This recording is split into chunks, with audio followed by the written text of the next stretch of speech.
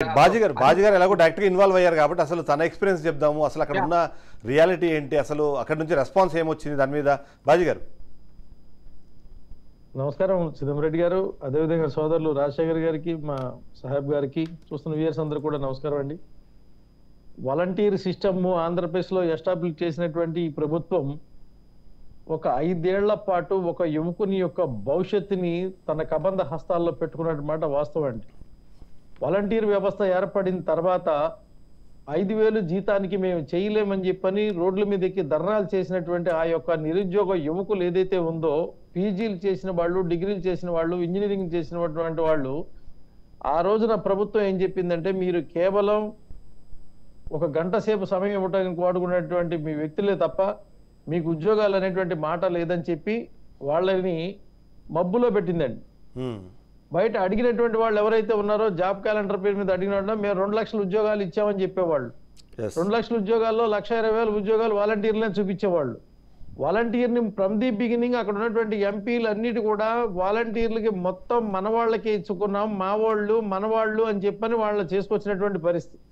ఎదురు తిరిగినప్పుడు మాత్రం మీరు బయట వాళ్ళని చెప్పారు. తర్వాత నిదానంగా వాళ్ళకి వజ్ర అని, స్వర్ణ అని, ఇదని రకరకాల గిఫ్ట్లు ఇచ్చి వాళ్ళని బుజ్జగించారు. తర్వాత మున్సిపల్ ఎలక్షన్, పంచాయతీ ఎలక్షన్స్ అయిపోయిన తర్వాత వీళ్ళని ఉపయోగించి ఓట్లు తెచ్చుకోవాలనేటువంటి ఒక దురాలోచన చేసినటువంటి ఈ ప్రభుత్వం వాళ్ళని వాళ్ళ యొక్క రాజకీయ కార్యకర్తల్లా వాడుకున్నటువంటి పరిస్థితి. ఇది సేవ ముసుగులో ఒక రాజకీయ పార్టీ చేసినటువంటి తన రాజకీయ ప్రాబల్యం పెంచుకోవడం కోసం చేసినటువంటి ఒక రాజకీయ వికృత కీడ ఈ వాలంటీర్ వ్యవస్థ. అందులో ఉన్నటువంటి అమాయకులైనటువంటి ఈ వాలంటీర్లు ఉన్నటువంటి వ్యక్తులకు సంబంధం లేదండి. కానీ వ్యూహం పడినటువంటి వ్యూహగాడు ఎవరైతే ఉన్నారో అతను రాష్ట్రాన్ని మోసం చేసేటువంటి ఒక పచ్చి మోసగాడు. ఏదైతే ఆ ప్రశాంత్ కిషోర్ యొక్క వ్యూహం ప్రకారం నడిచినటువంటి ఆ ముఖ్యమంత్రి చేసినటువంటి కుట్రలో దాదాపు 1,20,000 మంది యువకుల యొక్క జీవితాలు బలైపోయినటువంటి పరిస్థితి.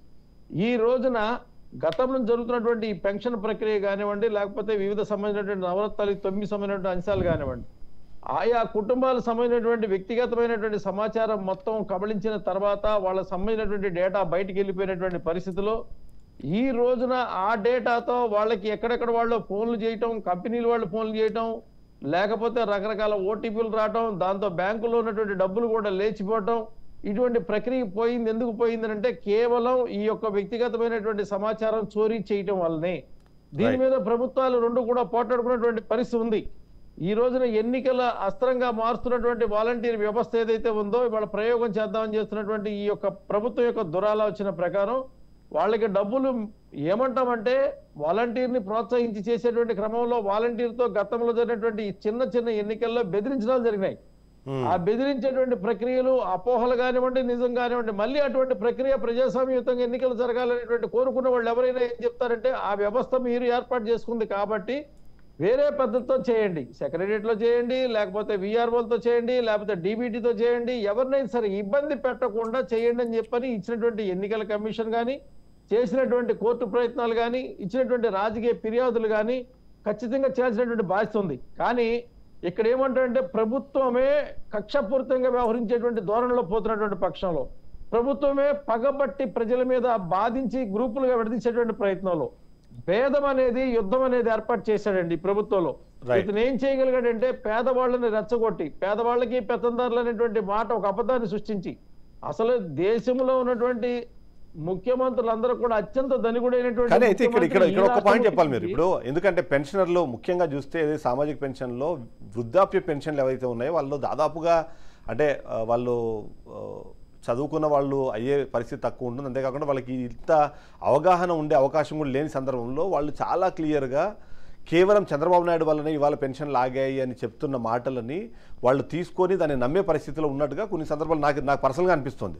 సో దీన్ని అటాక్ చేయడానికి ఇప్పుడు కూటమి ఎలాంటి స్ట్రాటజీతో ముందుకెళ్ళే అవకాశం ఉందంటారు? సార్, ఇందులో ఒక వాస్తవం ఏంటంటే ప్రభుత్వం తన వంతు ప్రయత్నం తను చేస్తుందండి. ప్రతి నెల మీకు డబ్బులు వస్తున్నాయి, ప్రతి నెల డబ్బులు వస్తున్నాయి. ఈ నెల ఒక్క రోజు ఆగినా 2 రోజులు ఆగినా ఇది కేవలం ప్రతిపక్షాల వల్ల ఆగింది అనేటువంటి మాట చెప్తారండి. ఇలాంటి ప్రయత్నాలే పక్క రాష్ట్రంలో తెలంగాణలో కూడా జరిగిందండి. వాళ్ళు రైతు బంధు ఆపేసినటువంటి క్రమంలో అక్కడ ఉన్నటువంటి KCR, KTR and family group మొత్తం కూడా కాంగ్రెస్ మీద అక్కడ ఉన్నటువంటి మిగతా పార్టీల మీద దుమ్మెత్తి పోసారండి. మీకు వచ్చే డబ్బులు ఆపేశారు, వచ్చే డబ్బులు ఆపేశారని. ఎంత అరుచుకున్నా ఏం జరిగిందంటే అరిసినోడు అడిసినట్టే ఉన్నాడు, అరవరోడు గెలిచిపోయినటువంటి పని జరిగింది. ఆంధ్రప్రదేశ్ లో కూడా అదే జరిగిద్దండి.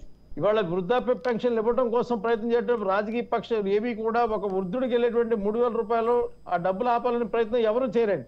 ఆ చేయాల్సినటువంటి అవసరం కూడా లేదు. కానీ ఆ కత్తి తేనె పూసిన కత్తి అని చెప్పని ప్రజలకు తెలియజేసేటువంటి ప్రక్రియలో, ప్రభుత్వానికి నివేదించేటువంటి ప్రక్రియలో జరిగిన దాంట్లో ఆ కత్తితో మిమ్మల్నే పొడుస్తాననేటువంటి పద్ధతిలో పోతున్నటువంటి ఈ ప్రభుత్వం ఏదైతే ఉందో దీన్ని దురాలోచన అంటాం మనం. ఖచ్చితంగా వాళ్ళకి డబ్బులు వెళ్ళటం కోసం ఈ రోజు సాయంత్రం కూడా వరలరామయ్య గారు, అదే నక్కానంద బాబు గారు, దేవినేని ఉమ్మ గారు, నేను కూడా అక్కడ కలవడం జరిగింది. ఎవరిని ఎన్నికల కమిషనర్ని వెళ్ళి ఉదయం సిఎస్ గారిని కలిసినటువంటి తరుణంలో సిఎస్ గారు చెప్పినటువంటి మాట, డబ్బులు ఉన్నాయి, రేపు ఎల్లుండిలో అందరికీ డబ్బులు వెళ్ళిపోతాయి. ఒక రోజు ఆలస్యంగా డబ్బులు వెళ్తాయి. ఎందుకంటే ఇది మార్చి 1వ తారీఖు కాబట్టి, ఈ 1వ తారీఖున అకౌంట్ ఇయర్ కాబట్టి ఎవరి పనులు వాళ్ళు ఉంటారు కాబట్టి వాలంటీర్లతోనే చేపించాలి ఖచ్చితంగా అనేటువంటి ప్రభుత్వ పంతానికి ఎన్నికల యొక్క ఆలోచన విధానం సరితూగలేదండి.